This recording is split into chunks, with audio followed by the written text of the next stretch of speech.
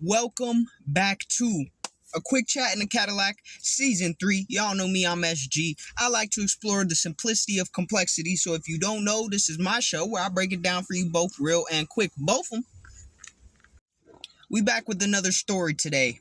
All right. So for those of you who like the story time series, buckle up because I got some shit I got to tell you.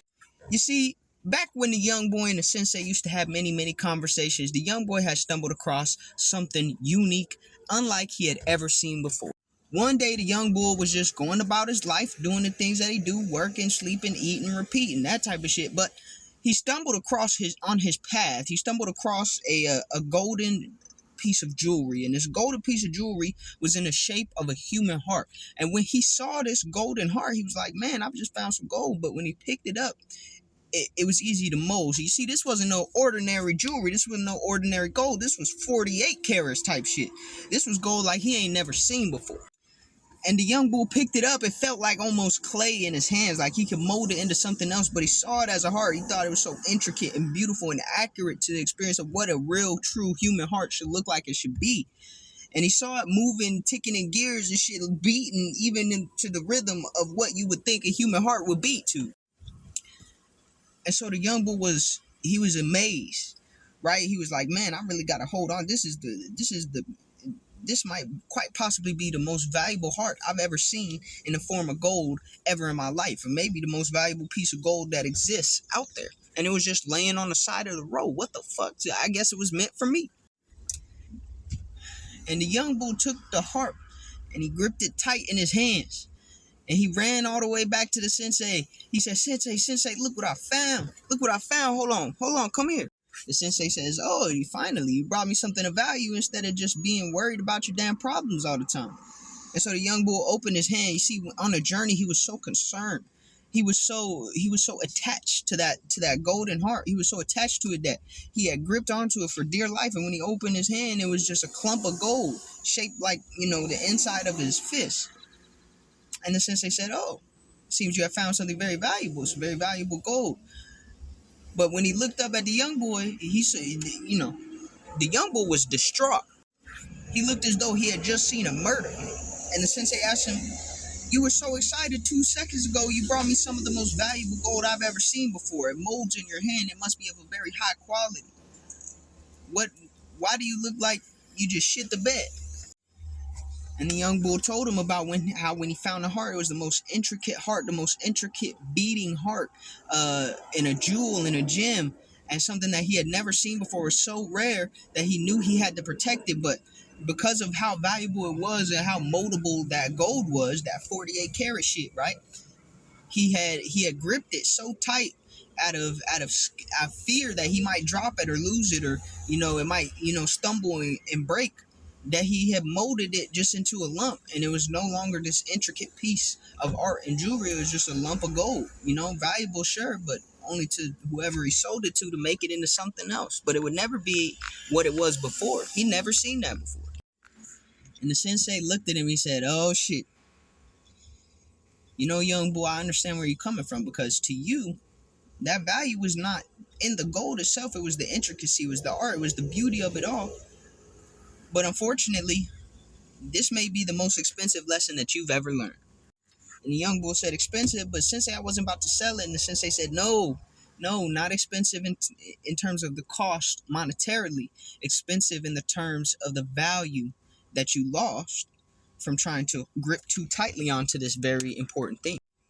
And so the young bull looked down, tears began to well in his eyes, and he said, "Sensei, I just was trying to protect it. I was just trying to make sure that I could keep it safe, because I just found this beautiful golden heart, but I don't know what to do now."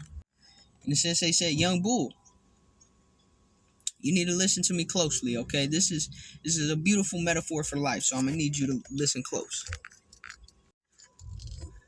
He said, "Sometimes the things that we appreciate most are delicate. In fact, most of the time they're very delicate. All right, and we as people, we want to protect these things. We as humans, it is our nature to protect these things. So we grip onto them as tightly as possible. We grip onto these things out of fear that, if we drop it, it may tumble and break, or we may lose it and never be able to find it again, and someone else will find it and it'll be their joy and their value to experience and not ours. The young bull looked up at him and he said, so what did you expect me to do? Just, leave it out there for the world to get their hands on, leave it out there for the world to do what they do with? Like, what am I supposed to do? And the sensei said, no. You see, the strength of someone who is able to protect the things that is important to them comes from the understanding that those things are delicate. And oftentimes the things that we want most to be permanent in life are the things that are at the highest risk of being temporary. So even though it's our nature to protect them, we must change how we go about protecting these things to preserve their beauty, to preserve their essence. Because when you brought me this locket, you weren't concerned about the beauty and the delicacy of it enough to protect it from yourself. You were concerned about protecting it from the external, but you didn't even stop to think that maybe the danger was somewhere a little closer to home.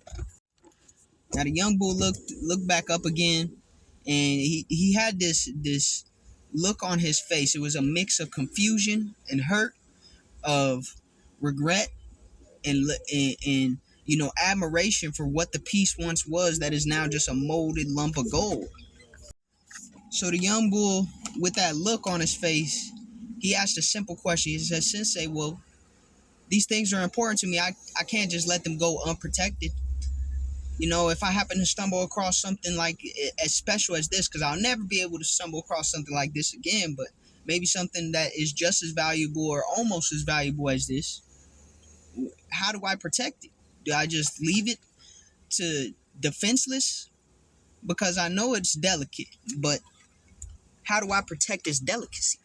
And the sensei said that is the strength of those who have delicate things, those who have valuable things and are able to protect.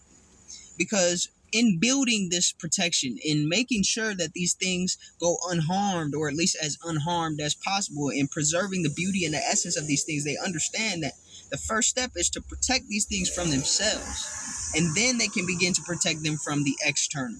They understand that when it comes to delicate things, you can't just grip onto it too tight, because you may suffocate or crush these things. You may completely be counterproductive. You may do the exact thing that you're trying to prevent from happening by doing that.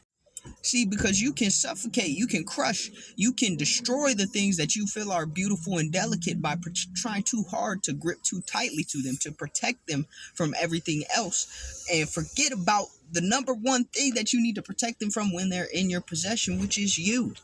Now, you can admire their beauty. You can, bring them with you. You can carry them with you. But you must do so with discipline and delicate, a gentle touch.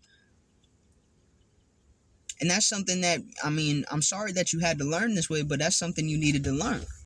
Because those who have valuable things understand most often the things that are valuable to you in this life will be delicate.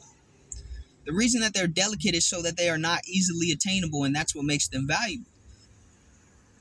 So in order for you to maintain that delicate balance between protecting them from the outside and protecting them from you, you must have a considerable amount of strength. You must have a considerable amount of wisdom. And most importantly, you must have a considerable amount of patience. Do you think had you cupped your hands around it and walked slowly and been very intentional with each and every step, though maybe it would have been slightly molded differently, maybe it would have had a click in a way that, it didn't have a click when you picked it up, maybe it would have been perfectly preserved, but do you think it would have been able to make the journey over here? Maybe it would be a little more deliberate, pace a little slower. You might have got here at sunset instead of high noon, but at least you would have got here and it would have still been intact. The young bull looked at the sensei and he said, Sensei, there is no pain like the pain that I felt today. There is no pain in knowing that the one thing I wanted to protect, to carry, to cherish the most is the one thing I destroyed by trying to do exactly that. And the sensei replied, as wise and contradictory as he could, by saying, young bull, this is something I've learned about life. Oftentimes, the hardest, the most painful lessons to learn are the ones that stick with us the longest and mold us to be the strongest. Peace.